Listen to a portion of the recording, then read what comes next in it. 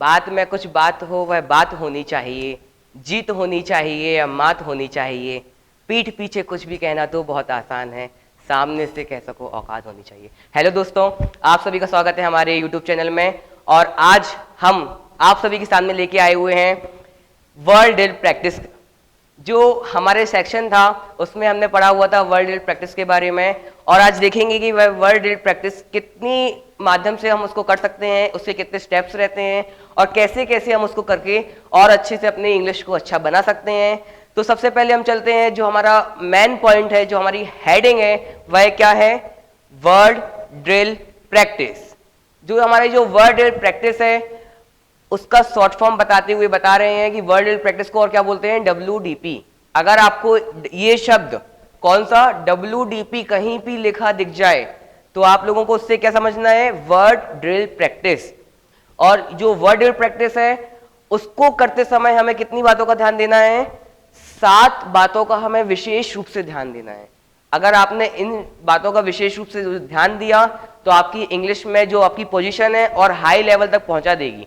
तो जो 7 पॉइंट्स हैं, हमारे 7 पॉइंट्स हैं, उसके बारे में आइए हम सभी जानते हैं कि 7 पॉइंट्स कौन कौन से होते हैं और वर्ल्ड ड्रिल प्रैक्टिस जो WDP बताई हुई है वह कैसे यूज में आती है। तो आइए देखते हैं। जो हमारा पहला पॉइंट है वो कौन सा है?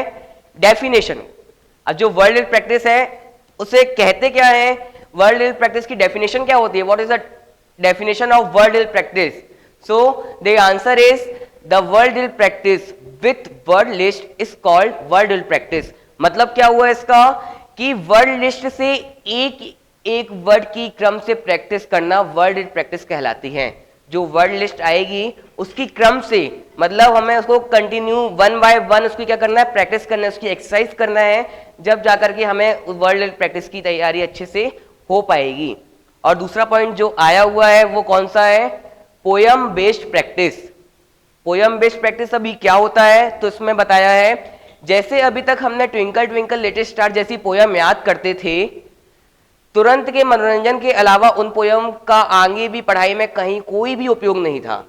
लेकिन अब रिसर्च टीम ने उनके स्थान पर हमेशा के लिए उपयोगी वर्ड्स की सरल पोयम तैयार कर दी है। इन पोयम को वर्ड यूज पोयम भी कहते हैं। उन पोयम को क्या कहते हैं? Word use poem. अब देखिए क्या होता था पहले, जो बच्चे लोग रहते थे छोटे, UKG, LKG, KG1, 1, 2, 3 क्लास वाले, उनको सिर्फ 1 या 2 पोयम बस पढ़ाते थे। कौन कौन सी?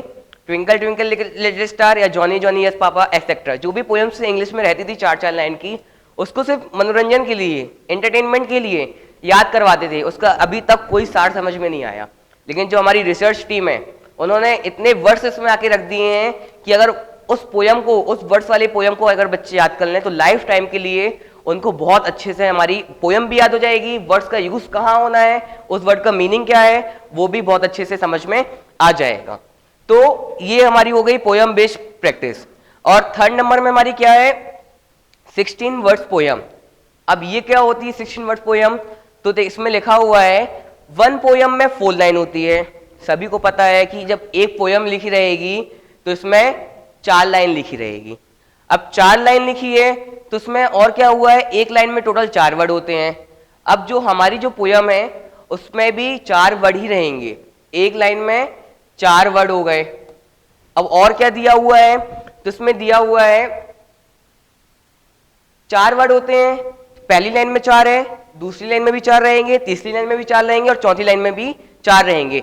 तो इस प्रकार का जो हमारी पहली लाइन में 4 है और तो 4 लाइन में 4 रहेगी, तो ये हो गई हमारी 16, मतलब 16। तो इसमें 16 वर्ड्स पोयम ये हमारी सामने आ गई है कि 16 वर्ड्स पोयम कैसी रहेंगी? एक लाइन में 4 शब्द रहेंगी तो 4 लाइन में भी 4 शब्द रहेंगे, तो 4 चौके 16। ऐसे 16 वर्ड्स वाली पोयम भी हमें वहां पर सीखने को मिलेंगी। और जो हमारा 4th पॉइंट है वह 4th पॉइंट हमें बता रहा है 2 वर्ड ग्रुप्स। मतलब जो 2 वर्ड ग्रुप्स वाली जो पोयम होती हैं वो कैसी होती हैं? शब्द से ही हमें इसका अर्थ समझ में आ रहा है, शब्द वर्ड से ही हमें मीनिंग समझ में आ रही है। 2 वर्ड्स ग्रुप मतलब इसमें क्या होगा?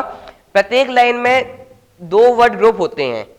अब इसमें हमने जो पढ़ा हुआ था 4 लाइन, इसमें 1, 2, 3 और 4 ये थी। तो इसमें क्या है? प्रत्येक लाइन में 2 वर्ड ग्रुप होते हैं। तो इसमें एक का ग्रुप ये बन जाएगा, दूसरे का ग्रुप ये बन जाएगा, तीसरे का, तो ऐसे प्रत्येक लाइन में 2 वर्ड ग्रुप बनेंगे। तो उसके तुरंत बाद थोड़ा सा रुकना होता है। आपने एक वर्ड ग्रुप को पढ़ा, फिर थोड़ा सा आपने रेस्ट लिया, सांस लिया, उसके बाद आप सेकेंड ग्रुप को पढ़ना चालू कर दिए। फिर सेकेंड ग्रुप को आपने पढ़ा, 2 सेकेंड के लिए रुके और फिर थर्ड ग्रुप को पढ़ना आपने चालू कर दिया। तो ये कौन सी हो गई? 2 वर्ड ग्रुप पोयम के बारे में हो गई। और 5th नंबर में आता है हमारा एम पैटर्न। जो हमारा एम पैटर्न रहता है वो सबसे आईएमपी है, सबसे इंपॉर्टेंट है, सबसे इंपॉर्टेंट। इसमें आप हार्ड भी बना लें, इसको याद कर लें, क्योंकि अगर आपने एम पैटर्न को अगर आपने नहीं पढ़ा, अच्छे से नहीं समझा, तो आप इंग्लिश को बहुत अच्छे से नहीं जान पाएंगे। तो एम पैटर्न के माध्यम से ही हमको आगे बढ़ना है।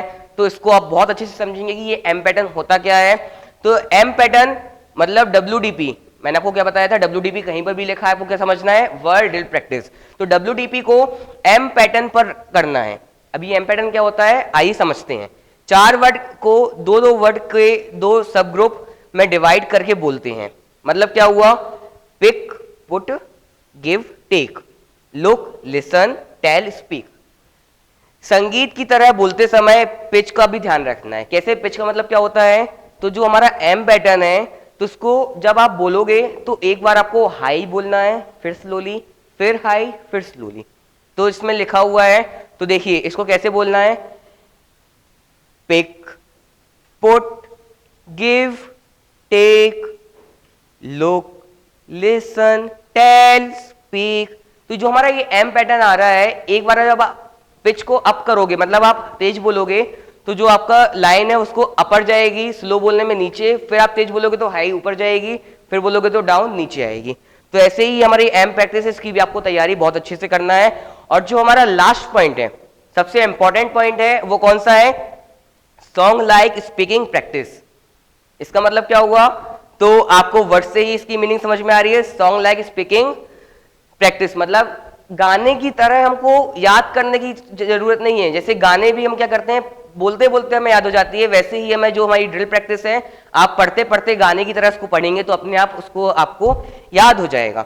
तो इसमें क्या लिखा हुआ है? 4 वर्ड को जब एक लाइन बनाकर थोड़ा आराम से और पॉज का ध्यान रखते हुए बोलते हैं, तब वर्ड्स की ये लाइन सॉन्ग की तरह रुचिकर हो जाती है। मतलब अगर आप उसको अच्छे से पढ़ेंगे, लय के माध्यम से पढ़ेंगे, थोड़ा रुकेंगे, थोड़ा हाई जाएंगे, तो क्या हो जाएगा? आपको वो पोयम की तरह बन जाएगी। तो आशा करते हैं आप सभी को जो हमारा ये आज का चैप्टर है वर्ड ड्रिल प्रैक्टिस, वो बहुत अच्छे से समझ में आ गया होगा। इसका एक बार आप सभी अपना रिवीजन करें, याद करें और उसको प्रैक्टिस करें और उसको अपनी डेली लाइफ में भी यूज करने की कोशिश करें, जिससे कि आपकी जो इंग्लिश है और अच्छी हो जाएगी। That's all, thank you so much.